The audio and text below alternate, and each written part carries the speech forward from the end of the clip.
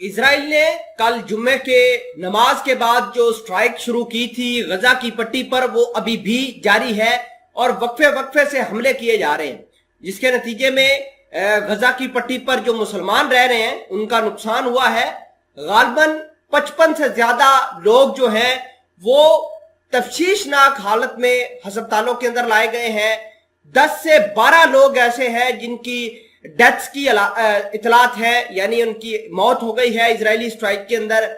जो गजा की पट्टी पर हमास हॉस्पिटल चलाता है, उनके मुताबिक 5 साल से लेकर 7 साल के बच्चे भी इन हलाकतों और जख्मियों में शामिल हैं। आपको ये बता दें कि इजराइल की जो डिफेंस मिनिस्ट्री है, उन्होंने कहा है कि हम अपने हमले मजीद तेज करेंगे। इसको लेकर फलस्तीनी इस्लामिक जिहाद ने ऐलान किया है कि हम भी इजराइल के मुख्तलिफ शहरों को टारगेट करेंगे और उनके आम शहरियों को हिट करेंगे। नाजरीन ग्रामी, इसके अलावा इनका जो अहम कमांडर है जिसका नाम तसीर अल जुबैरी था, वो हलाक हो गया है फलस्तीनी इस्लामिक जिहाद का। उसके बारे में कुछ चीजें डिस्कस करते हैं। छोटी सी गुजारिश है कि आप हमारा यूट्यूब चैनल हसनाट टीवी को सब्सक्राइब करके पास मौजूद घंटी के निशान को दबा लें ताकि लेटेस्ट न्यूज आप तक पर वक्त पहुंचती रहे। सबसे पहले आप अपनी स्क्रीन पर देखिए जिसके अंदर लिखा है कि IDF strikes Islamic Jihad across Gaza kills commander as it launches major of, यानी ऑपरेशन।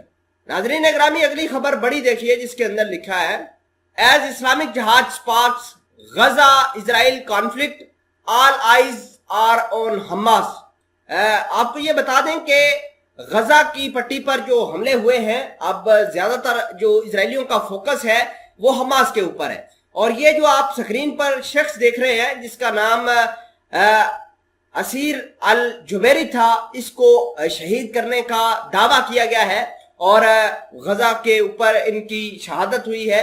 खैर, आपको ये भी बता दें कि जब से अमेरिकी सदर बाइडन होकर गए हैं इजराइल से, तब से हालात काफी खराब थे और मैं वक्तन फवक्तन आपको गाइड भी कर रहा था, न्यूज भी दे रहा था, अपडेट भी कर रहा था कि इजराइल की पट्टी पर हालात खराब होंगे। और उसका नतीजा ये निकला है कि अब ये स्ट्राइक्स करना शुरू कर दी हैं। टर्की जैसा मुल्क भी कह रहा है कि इजराइल को नहीं चाहिए कि स्ट्राइक्स करें। कल भी मैंने आपको ईरान के हवाले से खबर दी कि ईरान के अंदर मुहर्रम उल हराम के जुलूस को निशाना बनाने के लिए दाइश के वो लोग पकड़े गए हैं जो इजराइल के बिहाफ पर इजरायली एजेंट थे, जो तेहरान के अंदर पकड़े गए थे। इसके पहले भी 2 बड़े नेटवर्क मोसाद के ईरान ने कैप्चर किए थे।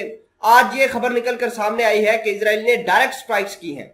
अब हमास जो है उसने भी अपने हथियार बाहर निकाल लिए हैं और हमास भी ये चाहता है, हिजबुल्लाह भी ये चाहता है कि इजराइल कारश गैस ऑयल फील्ड के ऊपर किसी किस्म की कोई जो है वो ड्रिलिंग ना करे। असल में मामला ही यहां से भड़का था कि इजराइल रेड सी के अंदर कारश से गैस निकालना चाहता था। तब हसन नसरुल्लाह ने ऐलान किया था कि हम इनको मार देंगे और यही हुआ। मामला यहीं से खराब हुए और आज इस नौबत पर आन पहुंचे हैं कि इनके बड़े बड़े कमांडर भी हलाक हुए हैं।